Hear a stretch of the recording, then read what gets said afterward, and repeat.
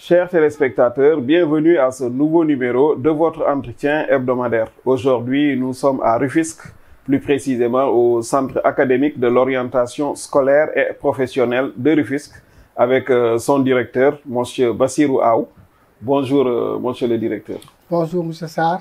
Voilà. Merci d'avoir, en tout cas, choisi Rufisque pour véritablement votre entretien hebdomadaire et qui est très intéressant et suivi par tout le monde.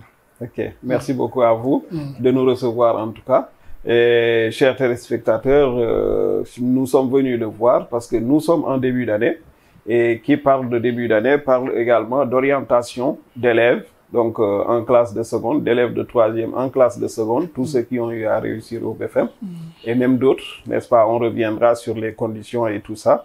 Donc, ils ont eu à abattre au niveau de tous les CAOSP un travail fou, donc ces derniers temps, pour pouvoir orienter les élèves donc en classe de seconde dans les lycées.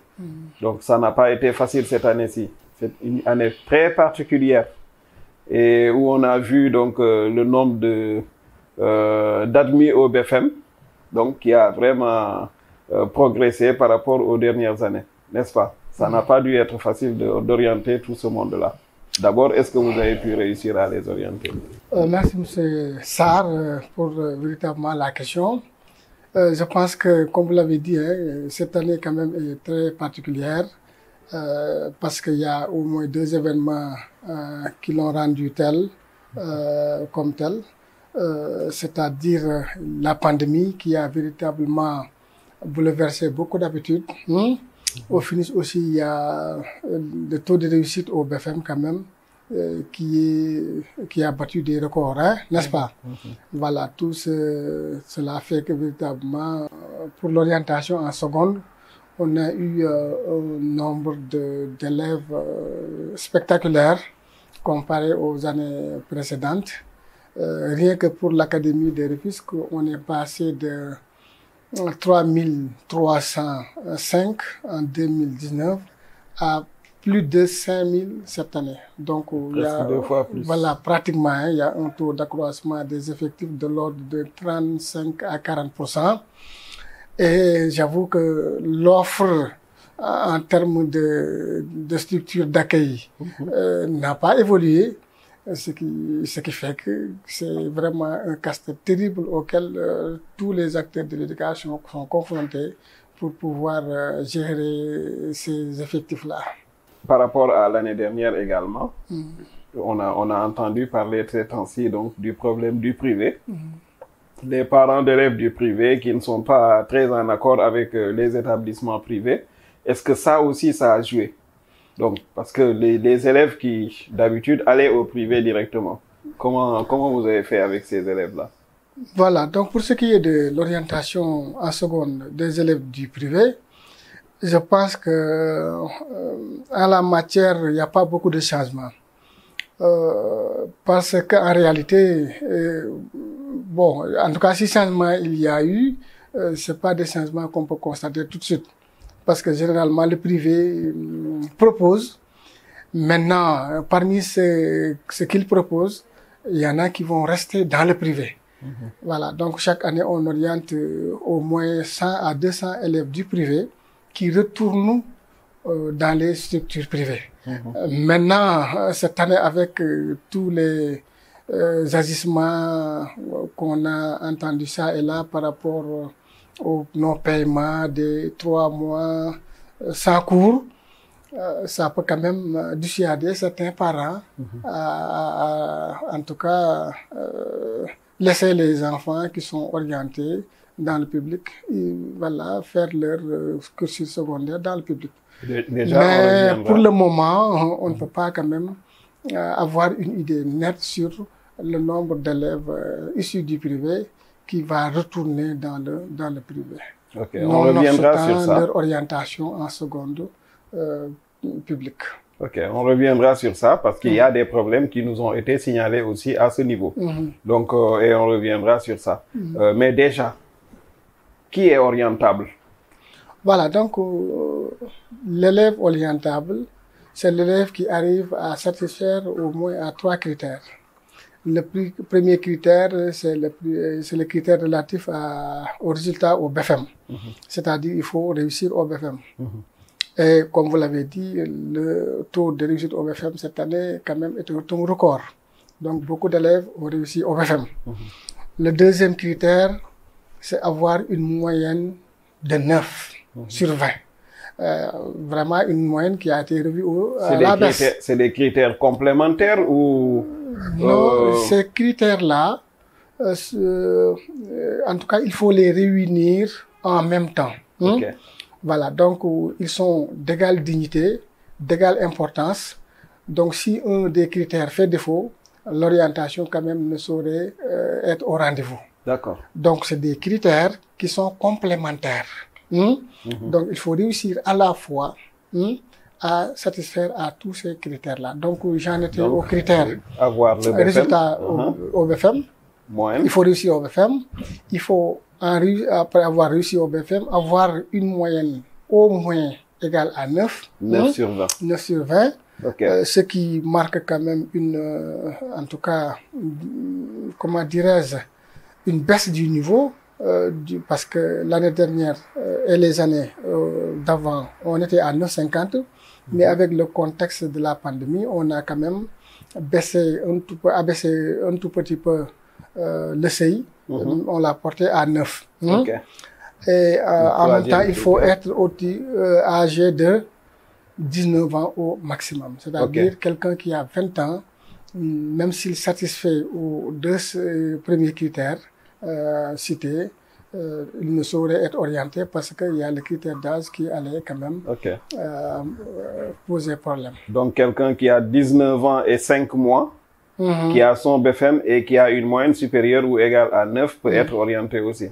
Voilà, donc pour échapper au piège du nombre de mois après les 19 ans, donc on statue sur la base de l'année. Donc on dit tous ceux qui sont nés avant 2000 et en 2000, c'est-à-dire 2000 et avant, ils ne sont pas orientables. Même quelqu'un peut être né le 31 décembre 2000, on ne l'oriente pas.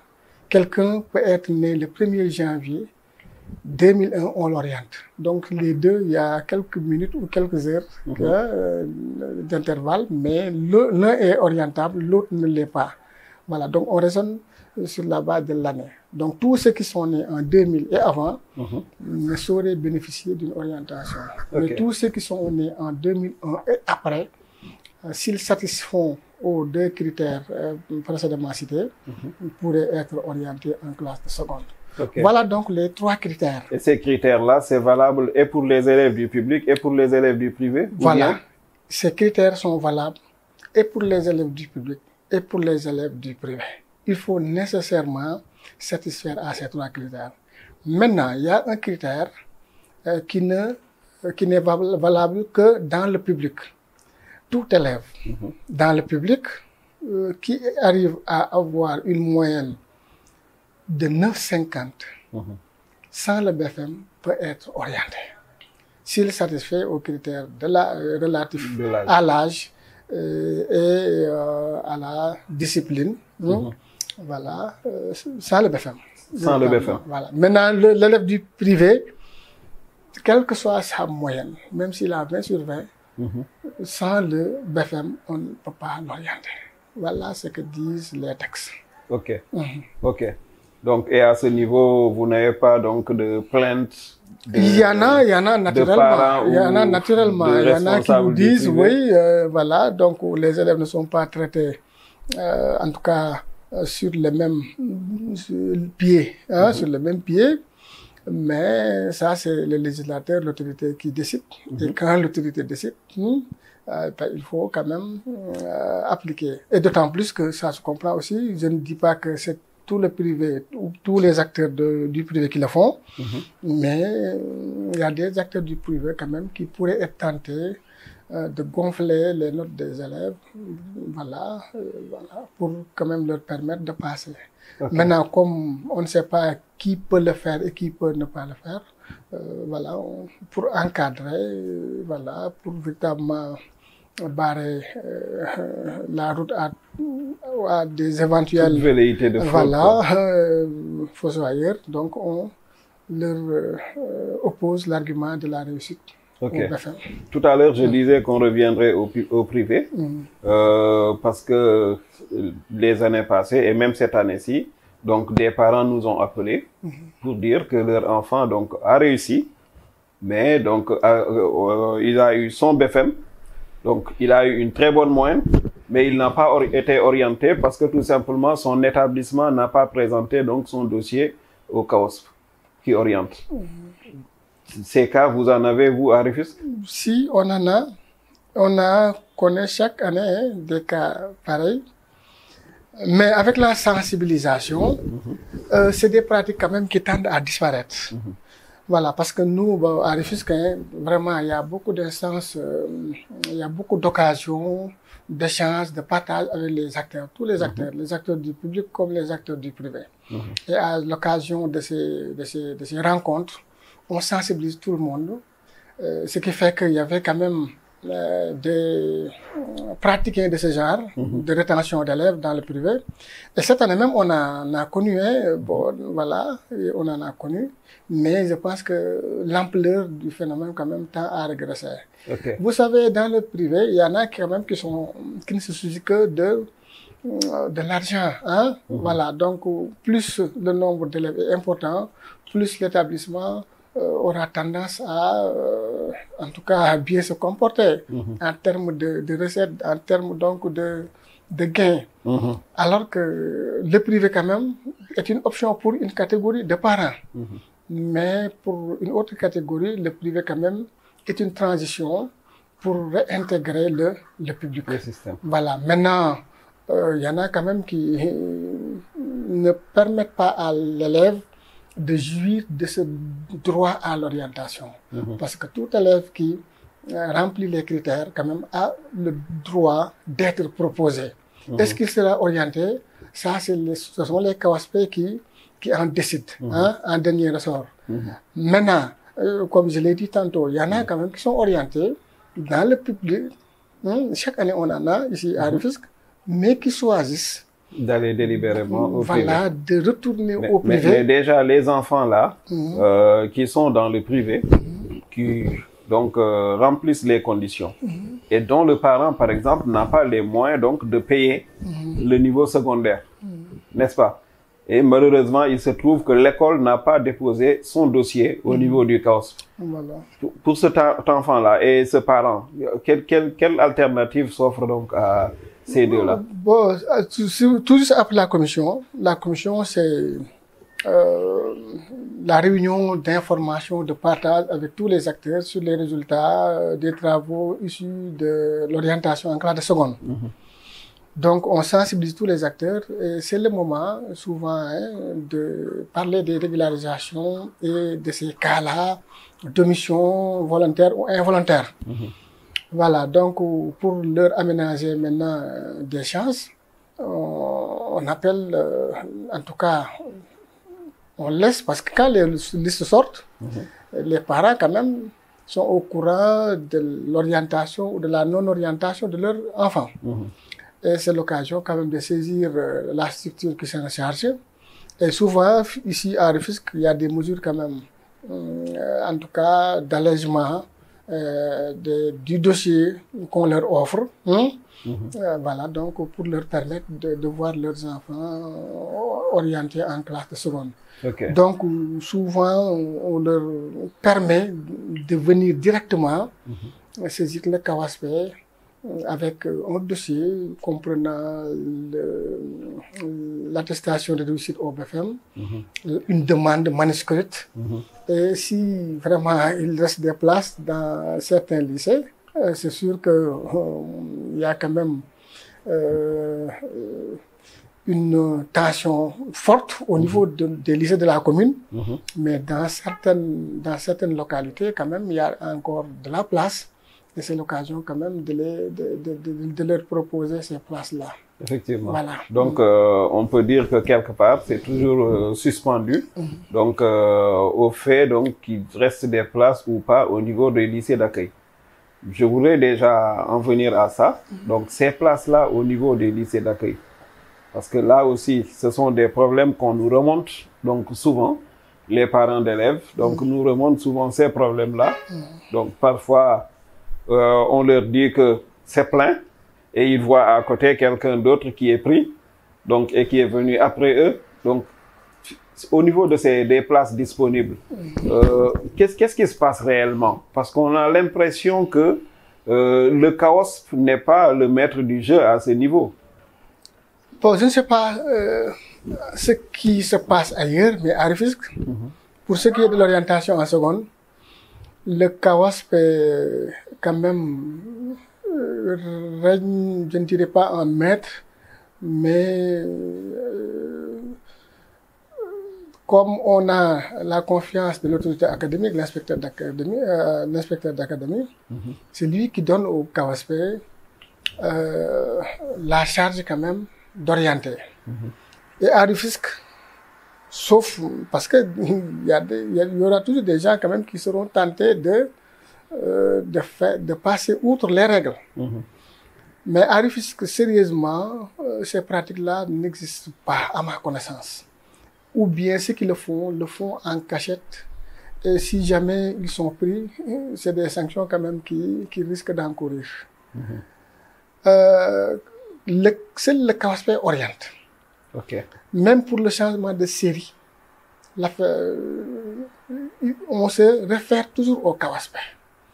Le lycée, quel que soit son lieu d'implantation, même si c'est à Sangalkam, à Bambilor ou à Yen, donc à quelques kilomètres de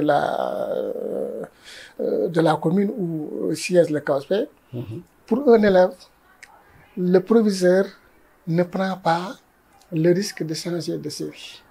Il est obligé de venir jusqu'au KOSP. Et là, le psychologue conseiller qui avait en charge le dossier va passer au peigne fait le profil du candidat pour dire que c'est une demande qui peut être satisfaite ou bien la demande ne peut pas être acceptée. Donc, a fortiori maintenant, prendre un candidat, parce qu'on fait des audits. Ici, bon, vraiment, là, c'est une tradition à Rufisque.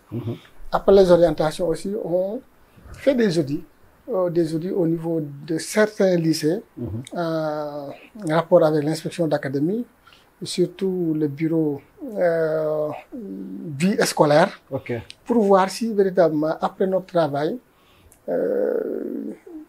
il n'y a pas quand même des failles.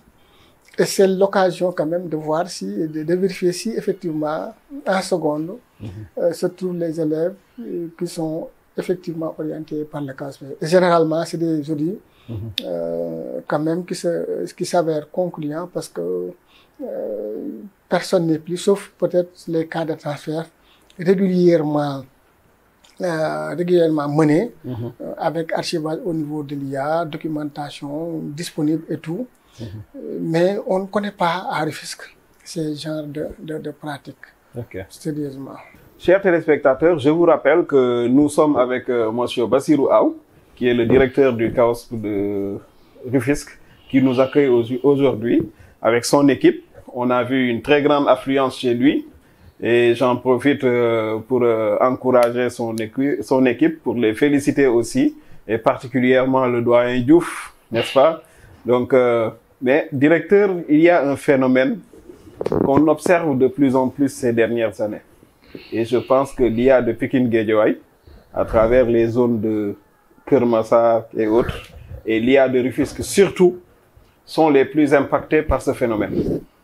C'est des parents d'élèves qui déménagent pendant les vacances, par exemple, parce qu'ils vont construire à Niag, ils vont construire à Tuaonpel, à Kerndiaïlo, donc toute cette zone-là qui est vraiment en chantier. Ils construisent leur maison, donc, et pendant que leur enfant, donc, était à Dakar, dans un collège, donc, de l'IA de Dakar. Il réussit. Ce qui se passe, c'est qu'après le déménagement, l'enfant ne peut plus faire tous ces kilomètres-là pour aller, donc, parce qu'il sera orienté par un lycée de Dakar. Par le KOSP de Dakar, dans un lycée de Dakar. Donc, aujourd'hui, est-ce qu'une commission mixte entre les 3 académies de la région de Dakar ne s'impose pas pour gérer ces cas-là, au lieu de faire dépendre cela par le bon vouloir donc d'un proviseur qui vous dira ou pas donc qu'il a des places disponibles. Voilà, donc bon, vous posez un problème très délicat. C'est le découpage administratif. Où commence telle académie, où s'arrête telle académie. Voilà, le Rufisque vraiment étant une zone avec une possibilité d'extension, parce qu'il y a quand même, comme vous l'avez dit, encore des terres habitables. Dakar étant dans une situation pratiquement c'est plein, il n'y a pas possibilité d'extension. Donc les populations ont tendance à se ruer vers Rufisque et ses environs. Et cela quand même ne manque pas d'avoir des répercussions sur le plan scolaire, parce que quand on change de localité, on change d'école pour ses enfants, école élémentaire, lycée, collège, et tout cela quand même constitue des éléments avec lesquels on est obligé de faire ici à Rufisque, parce que nous sommes quand même une zone avec une possibilité d'extension énorme. On y est sérieusement chaque année. Je ne sais pas ce qu'en pensent les chefs d'établissement, mais il y a tellement de transferts, de les transférer, peut-être liés à les statistiques ou les IF, mais on a beaucoup d'élèves qui nous viennent surtout de Dakar et de Guédiawaye, de Pikine-Guédiawaye. Mais on a beaucoup de problèmes aussi. On a beaucoup de problèmes. Parfois, si c'est un bon élève qui a une moyenne de 15, le proviseur, donc par exemple de Dakar, refuse de le libérer. Si c'est un élève qui est moins, le proviseur donc de Rufisque ou de Pikine-Guédiawaye refuse de le prendre. Donc, alors que c'est leur droit. Effectivement, donc ça quand même dans les textes, c'est clairement précisé que par exemple, bon, ça c'est peut-être pour les fonctionnaires, que l'enfant d'un fonctionnaire en déplacement quand même doit être enrôlé sans difficulté dans l'établissement le plus proche de son lieu d'habitat. Voilà, donc il y a des dispositions réglementaires dans ce sens. L'autre problème que vous posez, c'est le problème de compétences. Moi, par exemple, j'ai des élèves qui me viennent de Kermassar, de Mbao, de la ZAC Mbao. Le lycée Abdoulaye Sadji est plus proche, mais ils dépendent de Pikine-Guédiawaye. Donc, je n'ai pas la possibilité de les orienter. Ils ne s'adressent même pas à moi. Mais le collègue de Pikine-Guédiawaye n'a pas la possibilité de les orienter à Rufisque. Moi, j'ai des candidats qui me viennent de Kermassar, de Tivaouane Peulh, de Niague. Il y a le lycée de Kermassar qui est tout près. J'ai pas la possibilité de les orienter là-bas. Et souvent, pour aller dans leur lycée polariseur, ils traversent le lycée Kermassar pour se rendre au lycée du plan Djahaï ou au lycée de Tivaouane Peulh. Donc, c'est des difficultés. Et ce que vous dites là est très pertinent en termes de réflexion. Pourquoi pas une inter-académie, voilà, une commission interacadémique pour orienter, ne serait-ce que les élèves qui se trouvent dans des zones périphériques ou bien à équidistance, ou bien à l'équidistance de quelques établissements dépendant d'une académie différente de leur circonscription administrative de tutelle. Voilà, donc c'est une réflexion très pertinente. Peut-être que les IA de Dakar, de Pikine-Guédiawaye et de Rufisque, en collaboration avec les directeurs de CAOS, pourraient en tout cas mener pour le bien quand même de l'élève. Parce que dans tout ce que nous faisons, nous mettons en avant la centralité de l'élève. Voilà, tout faire pour que l'élève soit dans les conditions d'épanouissement et de réussite à l'école. Et quand même l'élève est obligé de faire plusieurs kilomètres, parfois il arrive en retard, parfois il n'a pas le temps de se restaurer chez lui comme il le faut, ça constitue quand même des sources de déperdition, voilà, de déperdition, des facteurs d'échec. Et quand même la société, le ministère, voilà, l'économie même n'ont pas besoin de cela. Voilà, donc tout ce qu'on fait pour que l'élève réussisse, on voudrait véritablement que ça quand même ait un sens et que cela se traduise dans ses résultats. Effectivement. Dans ses résultats. Malheureusement, nous arrivons au terme de l'émission. On a tellement de choses donc à discuter avec lui. Donc malheureusement, on ne peut pas parler de tout. Certainement, on ira voir un autre directeur de CAOS, votre collègue de Pikine Guédiawaye ou voilà le doyen Diop de Thiès. Donc voilà, on ira voir un autre psychologue conseiller en tout cas pour discuter aussi donc de ça, ces changements de série, ces élèves qui au milieu donc de leur parcours secondaire veulent changer de série ou bien ont d'autres problèmes. Donc voilà, l'appui psychosocial, tout ça, on n'a pas pu parler de ça avec lui. Et je vous assure, chers téléspectateurs, que les CAOS sont en train de faire un travail remarquable à ce niveau. Merci. Donc merci, on va juste lui permettre de dire un dernier mot. Merci Mouchiga. Donc vraiment, mon dernier mot, c'est une invite, en tout cas à l'endroit des autorités éducatives, donc vraiment pour qu'elles accompagnent. L'ouverture, c'est très compliqué. Les lycées sont pratiquement submergés. Il y a beaucoup d'élèves. Et il faut quand même des mesures d'accompagnement pour véritablement leur permettre de démarrer. Voilà, donc l'autre mot de clôture, ce serait peut-être de prier, parce qu'on est en début d'année scolaire, pour que véritablement l'année scolaire se déroule correctement, sans difficulté majeure, comme on en a connu l'année dernière, ce qui nous a valu 3 mois pratiquement d'inactivité. On voudrait que véritablement l'année se déroule correctement, que la pandémie disparaisse à jamais, et que le taux de réussite soit boosté à tous les niveaux, et que la famille éducative, les élèves, les enseignants, les psychologues conseillers travaillent dans de bonnes conditions.